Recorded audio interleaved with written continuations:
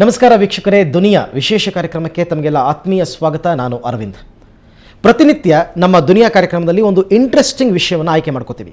ಆ ಕುರಿತಂತೆ ತಜ್ಞರ ಜೊತೆ ವಿಸ್ತೃತವಾದ ಚರ್ಚೆ ಮಾಡ್ತೀವಿ. ವಿಜ್ಞಾನದ ಹೊಸ ಹೊಸ ಆವಿಷ್ಕಾರಗಳ ಕುರಿತಂತೆ ನಿಮಗೆ ಸಾಕಷ್ಟು ಮಾಹಿತಿಯನ್ನು ಕೊಡ್ತೀವಿ.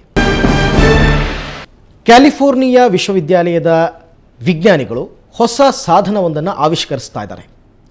40% ಈ ಸಾಧನದ ಆವಿಷ್ಕಾರ ಮುಕ್ತಾಯವಾಗಿದೆ.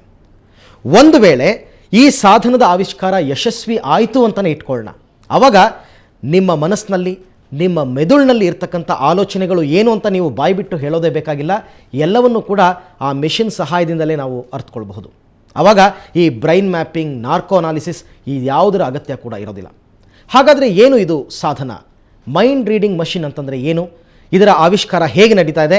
ಒಂದು ವೇಳೆ ಈ ಆವಿಷ್ಕಾರ ಯಶಸ್ವಿಯಾದರೆ ಮುಂದೆ ಇದರ ಸಾಧಕ ಬಾಧಕಗಳು ಏನೇನು? ಬನ್ನಿ ಈ ಎಲ್ಲದರ ಕುರಿತಂತೆ ಚರ್ಚೆ ಮಾಡೋಣ. ಇದೇ ಇವತ್ತಿನ ವಿಶೇಷ ಮೈಂಡ್ ರೀಡಿಂಗ್.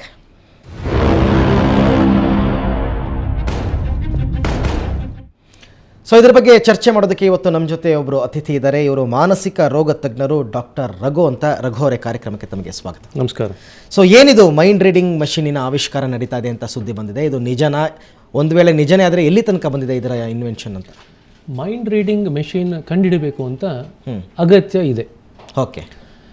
ಯಾವ ಒಂದು ವ್ಯಕ್ತಿಗಳಿಗೆ, ಸ್ಪೆಷಲಿ ನರರೋಗಿಗಳಿಗೆ ಮಾತಾಡಲಿಕ್ಕೆ ಸಾಧ್ಯತೆ ಇಲ್ಲವೋ, ಓಕೆ, ಕೋಮಾಲಿರ್ಬೋದು ಅವರು, ಅಥವಾ ಮಾತು ಹೊರಡದೇ ಇರ್ಬೋದು, ಸ್ಟ್ರೋಕ್ ಆಗಿರ್ಬೋದು, ಅಂಥ ವ್ಯಕ್ತಿಗಳಲ್ಲಿ ಅವರ ಮನಸ್ಸಿನ ಯೋಚನೆ ಏನು, ಅವರ ಇಚ್ಛೆಗಳೇನು ಅಂತ ಒಂದು ತಿಳ್ಕೊಳ್ಳಿಕ್ಕೆ ಮೈಂಡ್ ರೀಡಿಂಗ್ ಮೆಷಿನ್ನ ಅಗತ್ಯ ಉಂಟು. ಓಕೆ. ಆ ಒಂದು ನಿಟ್ಟಿನಲ್ಲಿ ಈ ಒಂದು ಸಂಶೋಧನೆ ನಡೀತಿದೆ, ಆ ಅಗತ್ಯ ಪೂರೈಕೆಗಾಗಿ. ಓಕೆ. ಇದರ ಬೇರೆ ರೀತಿಯ ಅಗತ್ಯಗಳು, ಅನಗತ್ಯಗಳನ್ನು ಮುಂದಕ್ಕೆ ಚರ್ಚೆ ಮಾಡೋಣ. ಆದರೆ ಮುಖ್ಯ ಕಾರಣ ಈ ಒಂದು ಮೈಂಡ್ ರೀಡಿಂಗ್ ಮೆಷಿನ್ ಕಂಡುಹಿಡಲಿಕ್ಕೆ ಇದು. ಸಾಮಾನ್ಯ ಜನರಲ್ಲಿ ಯಾರಿಗೆ ಯಾವುದೇ ಒಂದು ರೋಗ ರುಜಿನಗಳು ಇಲ್ಲದೇ ಇರುವಂಥ ವ್ಯಕ್ತಿಗಳಲ್ಲಿ ಈ ರೀತಿಯ ಸಂಶೋಧನೆಗೆ ಅವಕಾಶ ಕೊಡೋದಿಲ್ಲ. ಯಾಕೆ ಆ ಥರ? ಏಕೆಂದರೆ ಈ ರೀತಿ ಸಂಶೋಧನೆ ಮಾಡಬೇಕಾದ್ರೆ ಮೆದುಳಿನ ವಿದ್ಯುತ್ ಶಕ್ತಿಯ ಆಕ್ಟಿವಿಟೀಸ್ ಏನಿದೆ ಅದನ್ನು ನಾವು ಮ್ಯಾಪ್ ಮಾಡಬೇಕಾಗತ್ತೆ. ಸೊ ಈ ಒಂದು ಸಂಶೋಧನೆ ನಡೆದಿರುವಂಥದ್ದು ಯಾರಿಗೆ ಇಂಟ್ರಾಕ್ಟಬಲ್ ಎಪಿಲೆಪ್ಸಿ ಅಂತ ಹೇಳ್ತೀವಿ.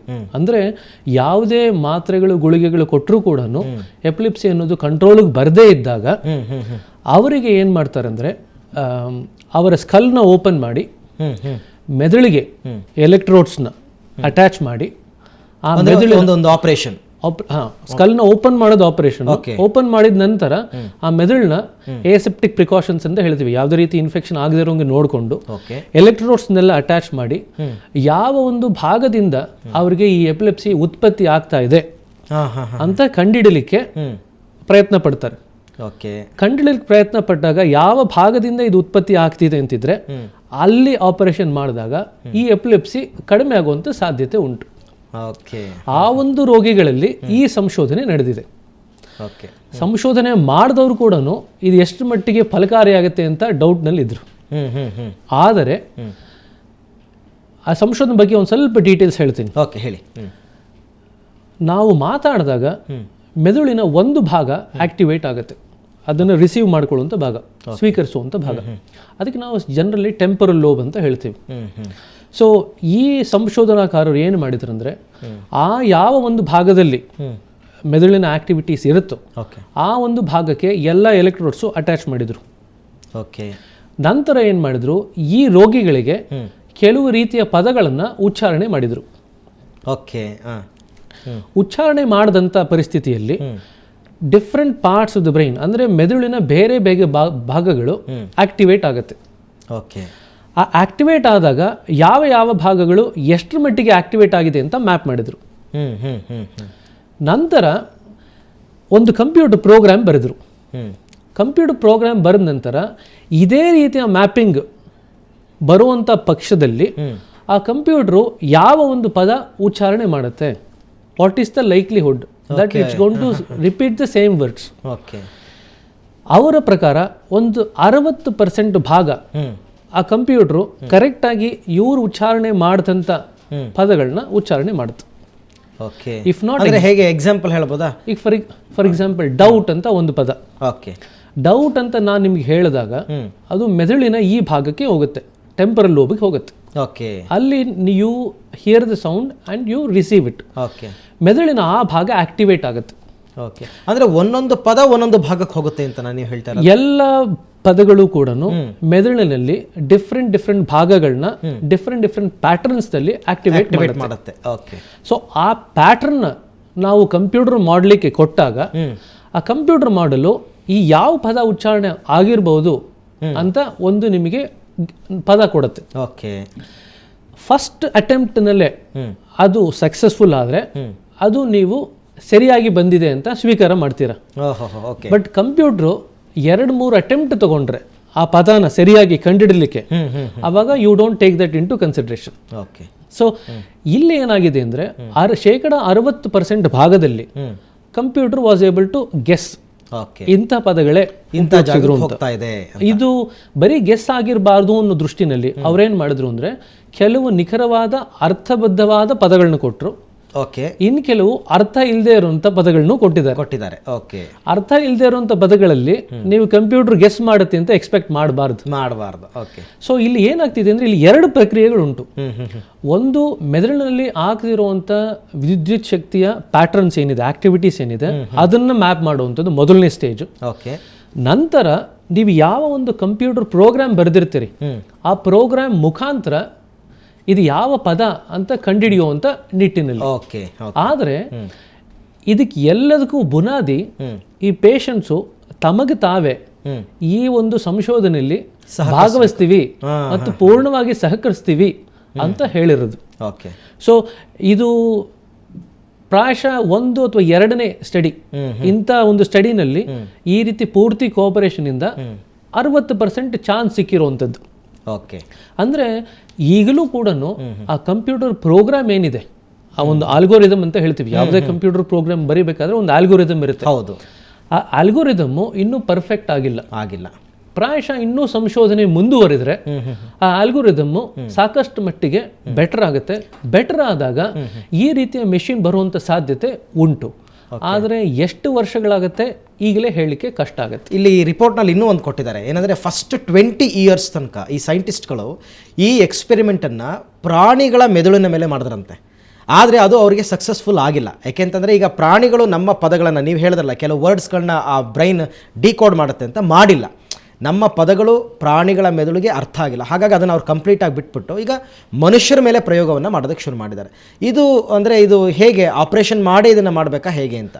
One of the biggest differences ಮನುಷ್ಯನಿಗೂ ಪ್ರಾಣಿಗೂ ಇರುವಂಥ ಒಂದು ಮುಖ್ಯ ವ್ಯತ್ಯಾಸ ಏನಂದರೆ ಈ ಲ್ಯಾಂಗ್ವೇಜ್ ಡೆವಲಪ್ಮೆಂಟ್. ಓಕೆ, ಪ್ರಾಣಿಗಳಲ್ಲಿ ಮನುಷ್ಯನಲ್ಲಿ ಇರೋಷ್ಟು ಭಾಷಾ ಜ್ಞಾನ ಇರಲಿಕ್ಕೆ ಸಾಧ್ಯತೆ ಇಲ್ಲ. ಓಕೆ, ಆ ಭಾಷಾ ಜ್ಞಾನ ಇರಲಿಕ್ಕೆ ಸಾಧ್ಯತೆ ಇಲ್ಲದೆ ಇರೋದ್ರಿಂದ ಈ ರೀತಿಯಾದಂಥ ಎಕ್ಸ್ಪೆರಿಮೆಂಟ್ಸ್ ಅಥವಾ ಸಂಶೋಧನೆ ಪ್ರಾಣಿಗಳಲ್ಲಿ ಮಾಡಿದ್ರೆ ಅಷ್ಟರ ಮಟ್ಟಿಗೆ ಫಲಕಾರಿಯಾಗುವಂಥದ್ದು ಸಾಧ್ಯತೆ ಕಡಿಮೆ ಇದೆ. ಸೊ ಹಾಗಾಗಿ ಈ ಎಕ್ಸ್ಪೆರಿಮೆಂಟ್ಸು ಮನುಷ್ಯರ ಮೇಲೆ ಆದರೆ ಮಾತ್ರನೇ ನಿಮಗೆ ಈ ರೀತಿಯ ಮೆಷಿನ್ಸ್ ಬರಲಿಕ್ಕೆ ಸಾಧ್ಯತೆ ಉಂಟು. ಆದರೆ ನಾ ಮೊದಲೇ ಹೇಳ್ದಂಗೆ ಈ ರೀತಿಯ ಎಕ್ಸ್ಪೆರಿಮೆಂಟ್ಸು ಮನುಷ್ಯರಲ್ಲಿ ಮಾಡಲಿಕ್ಕೆ ಜನರಲಿ ಅವಕಾಶ ಕೊಡಲ್ಲ. ಫಾರ್ ಎನಿ ಪ್ರಾಜೆಕ್ಟ್, ಯಾವುದೇ ಒಂದು ಪ್ರಾಜೆಕ್ಟ್ ಸಂಶೋಧನೆ ಮಾಡಬೇಕಾದ್ರೆ ಎಥಿಕಲ್ ಕಮಿಟಿ ಅಂತ ಒಂದಿರುತ್ತೆ. ಈ ಎಥಿಕಲ್ ಕಮಿಟಿ ಕೆಲಸ ಏನಪ್ಪಾ ಅಂದ್ರೆ ಈ ಸಂಶೋಧನೆ ಅಗತ್ಯ ಏನು, ಈ ಸಂಶೋಧನೆಯಲ್ಲಿ ಯಾರು ಭಾಗವಹಿಸ್ತಾರೋ ಅವರಿಗೆ ಯಾವ ರೀತಿಯ ತೊಂದರೆ ಅಥವಾ ಉಪಯೋಗ ಆಗುತ್ತೆ, ಅದನ್ನೆಲ್ಲ ಪರಿಶೀಲಿಸಿದ ನಂತರ ಇದು ಯಾವುದರಿಂದನೂ ಈ ರೋಗಿಗಳಿಗೆ ಯಾರು ಇದರಲ್ಲಿ ಭಾಗವಹಿಸ್ತಾರೋ ಅವರಿಗೆ ಇದರಿಂದ ಪರಿಣಾಮ ಆಗತ್ತೆ, ಪ್ರಯೋಜನ ಆಗತ್ತೆ ಅಂದ್ರೆ ಮಾತ್ರ ಅದಕ್ಕೆ ಪರ್ಮಿಷನ್ ಕೊಡ್ತಾರೆ, ಇಲ್ದರೆ ಕೊಡೋದಿಲ್ಲ. ನಾ ಹೇಳಿದಂಗೆ ಮೊದಲೇ ಇದು 15 ಜನ ಇಂಟ್ರಾಕ್ಟಬಲ್ ಎಪಿಲೆಪ್ಸಿ ಇದ್ದಂತ ಪೇಷಂಟ್ಸ್. ಸೊ ಹಾಗಾಗಿ ಅವರ ಆಲ್ರೆಡಿ ಸ್ಕಲ್ ಓಪನ್ ಆಗಿದ್ದು ಮೆದುಳು ಭಾಗ ಡೈರೆಕ್ಟ್ ಆಗಿ ಆಕ್ಸೆಸಿಬಲ್ ಇದ್ದಿದ್ರಿಂದ, ಡೈರೆಕ್ಟ್ ಆಗಿ ಸಿಗುತ್ತಿದ್ದರಿಂದ ಈ ಸಂಶೋಧನೆ ಮಾಡಲಿಕ್ಕೆ ಅವಕಾಶ ಆಯಿತು. ಸಾಮಾನ್ಯ ಮನುಷ್ಯರಲ್ಲಿ ಸ್ಕಲ್ ಓಪನ್ ಮಾಡೋ ಹಂಗಿಲ್ಲ, ಡೆಫಿನೆಟ್ಲಿ ಮಾಡೋಕ್ಕಾಗಲ್ಲ. ಆಗುತ್ತೆ. ಓಕೆ, ಅಂದ್ರೆ ಈಗ ಮಾಡೋಕ್ಕಾಗಲ್ಲ ಅಂತನೋ ಮಾಡಕ್ಕೆ ಪರ್ಮಿಷನ್ ಇಲ್ಲ ಅಂತನೋ? ಮಾಡಕ್ಕೆ ಪರ್ಮಿಷನ್ ಕೊಡೋದಿಲ್ಲ. ಸೊ ಹಾಗಾದ್ರೆ ಈ ಸೈಂಟಿಸ್ಟ್ಗಳು ಆ 15 ಜನನೇನು ಈಗ ಸೆಲೆಕ್ಟ್ ಮಾಡ್ಕೊಂಡಿದ್ದಾರೆ, ಈ ಸಮ್ ಆಕ್ಸಿಡೆಂಟ್ ಅಥವಾ ಯಾವುದಾದ್ರೂ ಒಂದು ರೀಸನ್ ಇಂದ ಅವ್ರ ಸ್ಕಲ್ ಓಪನ್ ಇತ್ತು ಅಂತ? ಇಲ್ಲ, ಸ್ಕಲ್ಲು ಅವ್ರಿಗೆ ಸೈಂಟಿಸ್ಟ್ಗಳೇ ಓಪನ್ ಮಾಡಿದ್ರು, ಡಾಕ್ಟರ್ಸ್ ಮಾಡಿದ್ರು. ಯಾತಕ್ಕೆ ಓಪನ್ ಮಾಡಿದ್ರು ಅಂದ್ರೆ ಅವ್ರಿಗೆ ಫಿಟ್ಸ್ ಬರ್ತಾ ಇತ್ತು. ಸಾಮಾನ್ಯವಾಗಿ ಫಿಟ್ಸ್ ಬರೋದು ಮೆದುಳಿನ ಒಂದು ಭಾಗದ ಆಕ್ಟಿವೇಶನ್ ಇಂದ, ನಂತರ ಇದು ಮೆದುಳಿನ ಆವರಿಸುತ್ತೆ. ಓಕೆ. ಯಾವ ಭಾಗದಿಂದ ಬರ್ತಿದೆ ಅಂತ ಕಂಡುಹಿಡಲಿಕ್ಕೆ ಅಂತ ಸ್ಕಲ್ ಓಪನ್ ಮಾಡಿದ. ಓಕೆ. ಆ ಭಾಗದಿಂದ ಬಂದಿರೋಂಥ ಯಾವ ಭಾಗದಿಂದ ಬರ್ತಿದೆ ಆ ಭಾಗಕ್ಕೆ ಅವರೇನಾದ್ರು ಆಪರೇಷನ್ ಮಾಡಿ ಟ್ರೀಟ್ಮೆಂಟ್ ಮಾಡಿದ್ರೆ ಅವಾಗ ಫಿಟ್ಸು ಕಡಿಮೆ ಆಗುತ್ತೆ. So as part of the treatment ಈ ಪೇಷಂಟ್ಸ್ ನ ಸ್ಕಲ್ಸ್ ನ ಓಪನ್ ಮಾಡಿದ್ರು. ಅಂದ್ರೆ ಬೇರೆ ಒಂದು ಕಾಯಿಲೆಗೆ ಟ್ರೀಟ್ಮೆಂಟ್ಗೋಸ್ಕರ ಈ ಸ್ಕಲ್ ನ ಓಪನ್ ಮಾಡಿದ್ರು. ಅದ್ರ ಜೊತೆಗೆ ಇದನ್ನು ಕೂಡ ಅದ್ರ ಜೊತೆಗೆ ಹೇಗಿದ್ರು ಮಾಡಿದ್ರಲ್ಲ ಅಂತ ಹೇಳಿ ಈ ಸಂಶೋಧನೆ ಕೂಡ ಮಾಡಿದ್ದಾರೆ. ಈಗ ಈ ಕಮಿಟಿ ಬಗ್ಗೆ ಹೇಳಿದ್ರೆ ನೀವು ಎಥಿಕಲ್ ಕಮಿಟಿ ಅಂತ ಅಂದ್ಬಿಟ್ಟು, ಇದು ವರ್ಲ್ಡ್ ವೈಡ್ ಒಂದೇ ಕಮಿಟಿ ಇಲ್ಲ. ಪ್ರತಿಯೊಂದು ಭಾಗದಲ್ಲೂ ಕೂಡ ಪ್ರತಿಯೊಂದು ಸಂಸ್ಥೆಯಲ್ಲೂ ಕೂಡ ಯಾವುದೇ ಒಂದು ಅಧ್ಯಯನ ಸಂಸ್ಥೆ ಅಂತಿದ್ದಾಗ ಅದಕ್ಕೊಂದು ಎಥಿಕಲ್ ಕಮಿಟಿ ಅಂತ ಇರುತ್ತೆ. ಪ್ರತಿಯೊಂದು ಯೂನಿವರ್ಸಿಟಿನಲ್ಲೂ ಇರುತ್ತೆ. ಜನರಲಿ ಈ ರೀತಿಯಾಗಿ ತುಂಬಾ ಇಂಟ್ರೂಸಿವ್ ಅಂತ ಹೇಳ್ತೀವಿ. ಅಂದ್ರೆ ಒಂದು ಭಾಗನ ಓಪನ್ ಮಾಡಿ ಅದಕ್ಕೆ ನೀವು ಸಂಶೋಧನೆ ಮಾಡಿದಾಗ ಅದು ಹೈಯೆಸ್ಟ್ ಲೆವೆಲ್ ಅಲ್ಲಿ ಎಥಿಕಲ್ ಕನ್ಸಿಡರೇಷನ್ಸ್ ತಗೊಂಡು ಆ ಒಂದು ಕಮಿಟಿ, ಹೈಯೆಸ್ಟ್ ಕಮಿಟಿ ಯಾವ್ದಿದೆ ಆ ಒಂದು ಏರಿಯಾಗೆ ಅನ್ವಯ ಆಗೋಂಗೆ, ಆ ಒಂದು ಸಂಸ್ಥೆಗೆ ಅನ್ವಯ ಆಗೋಂಗೆ ಅವ್ರ ಹತ್ರ ಪರ್ಮಿಷನ್ ತಗೊಂಡು ಮಾಡಬೇಕು. ಇಲ್ದರೆ ಮಾಡ್ಲಿಕ್ಕೆ ಅವಕಾಶ ಇಲ್ಲ. ಈಗ ನಾವು ಮೈಂಡ್ ರೀಡಿಂಗ್ ಮಷಿನ್ ಅಂತ ಏನು ಹೇಳಿದ್ವಿ, ಒಂದು ವೇಳೆ ಇದರ ಎಕ್ಸ್ಪೆರಿಮೆಂಟ್ ಸಕ್ಸಸ್ ಆಯಿತು ಅಂತ ಇಟ್ಕೊಳ್ಳೋಣ, ಅದೇನು ಅದು ಬ್ರೈನ್ ನೀವು ಹೇಳಿದಂಗೆ ಸ್ಕಲ್ ಓಪನ್ ಮಾಡಿ ಒಳಗಡೆ ಫಿಕ್ಸ್ ಮಾಡ್ತಕ್ಕಂಥ ಇನ್ಸ್ಟ್ರೂಮೆಂಟಾ ಅಥವಾ ಎಕ್ಸ್ಟರ್ನಲ್ ಹೊರಗಡೆ ಇಟ್ಕೊಂಡು ನಾವು ಪರೀಕ್ಷೆ ಮಾಡ್ತಕ್ಕಂಥ ಇನ್ಸ್ಟ್ರೂಮೆಂಟಾ? ಆಸ್ ಆಫ್ ನೌ ಇವತ್ತಿನ ದಿವಸದ ಪ್ರಕಾರ ಇನ್ನೂ ಆ ಮೆಷಿನ್ ಬಂದಿಲ್ಲ. Okay. So let us clarify. Okay. ಈಗ ಮುಂದಕ್ಕೆ ಈಗ ತಕ್ಷಣಕ್ಕೆ ಏನಾಗ್ತಿದೆ, ಮೆದುಳನ್ನ ಸ್ಕಲ್ನ ಓಪನ್ ಮಾಡಬೇಕು, ನಂತರ ಈ ಎಲೆಕ್ಟ್ರೋಡ್ಸ್ನ ಆ ಒಂದು ಭಾಗಕ್ಕೆ ಫಿಕ್ಸ್ ಮಾಡಬೇಕು, ನಂತರ ಆ ಫಿಕ್ಸ್ ಮಾಡಿದಂಥ ಇದರಲ್ಲಿ ಯಾವ ಪ್ಯಾಟರ್ನ್ಸ್ ಬರುತ್ತೆ ಅದನ್ನು ನೀವು ರೆಕಾರ್ಡಿಂಗ್ ತಗೋಬೇಕು, ನಂತರ ನೀವು ಅದನ್ನ ಕಂಪ್ಯೂಟರ್ ಪ್ರೋಗ್ರಾಮ್ ಫೀಡ್ ಮಾಡಿ ಆ ವರ್ಡ್ಸ್ ಏನು ಅಂತ ಡಿಕೋಡ್ ಮಾಡಬೇಕು. ಇಷ್ಟು ಒಂದು ಪ್ರಕ್ರಿಯೆಗಳಿದೆ. ಈ ಒಂದು ಪ್ರಕ್ರಿಯೆಗಳಲ್ಲಿ ನಿಮಗೆ ಮೆಷಿನ್ ಅನ್ನೋದು ಹೊರಗಡೆಯಿಂದ ಬರಬೇಕು ಅನ್ನೋದಾದ್ರೆ ಸ್ಕಲ್ ಓಪನ್ ಮಾಡುವಂತ ಸಾಧ್ಯತೆನ ಕಡಿಮೆ ಆಗಬೇಕು. It should be nil, nobody will allow. ಎರಡನೇದಾಗಿ ಎಲೆಕ್ಟ್ರೋಡ್ಸ್ ಏನು ಅಟ್ಯಾಚ್ ಮಾಡ್ತಿರಲ್ಲ ಅದು ಈಗಲೂ ನಡೀತಾ ಇದೆ. ಕೆಲವು ಇ.ಜಿ ಅಂತ ಹೇಳ್ತೀವಿ. ಇ.ಜಿ ಮಾಡಬೇಕಾದ್ರೆ ಎಲೆಕ್ಟ್ರೋಡ್ಸ್ ಅಟ್ಯಾಚ್ ಮಾಡ್ತೀವಿ. ಆದರೆ ಆ ಎಲೆಕ್ಟ್ರೋಡ್ಸು ನಮಗೆ ಬೇಕಾದಂತ ಈ ಫೈನ್ ಎಲೆಕ್ಟ್ರಿಕಲ್ ಆಕ್ಟಿವಿಟಿನ ಪಿಕಪ್ ಮಾಡಲ್ಲ. It is not sensitive. So ಹಾಗಾಗಿ that will be difficult. So ಇನ್ನು ಮುಂದೆ ಬರುವಂಥ ಎಲೆಕ್ಟ್ರೋಡ್ಸು ಫೈನ್ ಆಗಿದ್ದು ನಮಗೆ ಬೇಕಾದಂಥ ಏರಿಯಾನಲ್ಲಿ ಆಗುವಂಥ ಸಣ್ಣ ಪುಟ್ಟ ಬದಲಾವಣೆಗಳನ್ನು ಕೂಡ ರೆಕಾರ್ಡ್ ಮಾಡ್ಕೊಳ್ಳುವಂಥ ಕೆಪಾಸಿಟಿ ಇದ್ದರೆ ಅದು ಎರಡನೇ ಭಾಗ. ಮೂರನೇ ಭಾಗ ನಿಮಗೆ ಹೊರಗಡೆಯಿಂದ ಈ ಏನು ಕೋಡ್ ಆಗಿದೆ ಆ ಪ್ಯಾಟರ್ನ್ಸ್ನ ನೋಡಲಿಕ್ಕೆ ಇನ್ನೊಂದು ಮೆಷಿನ್ ಬೇಕು. ನಂತರ ನಾ ಹೇಳಿದೆ ಯಾವಾಗಲೇ, ಇವಾಗಿರುವಂಥ ಕಂಪ್ಯೂಟರ್ ಪ್ರೋಗ್ರಾಮ್ನಲ್ಲಿ 60% ಭಾಗ ಯಾವ ಪದ ಉಚ್ಚಾರಣೆ ಮಾಡ್ತಿದ್ದಾರೆ ಅದನ್ನು ಕರೆಕ್ಟಾಗಿ ಗೆಸ್ ಮಾಡ್ಲಿಕ್ಕೆ ಸಾಧ್ಯ ಆಗಿದೆ. Around 60%. So that has to go up. What about remaining 40%? Exactly. If it goes to 90%, 95%, ಆವಾಗ ಈ ಮೆಷಿನ್ ಬರುವಂತ ಸಾಧ್ಯತೆ ಜಾಸ್ತಿ ಆಗುತ್ತೆ. ಆದ್ರೆ ಈ 4-5 ಹರ್ಡಲ್ಸ್ ಏನಿದೆ ಇದನ್ನೆಲ್ಲ ದಾಟಿ ಬರಬೇಕಾಗುತ್ತೆ. ಇದನ್ನೆಲ್ಲ ದಾಟೋದಕ್ಕೆ ಕೆಲವು ದಶಕಗಳೇ ಬೇಕಾಗಬಹುದು.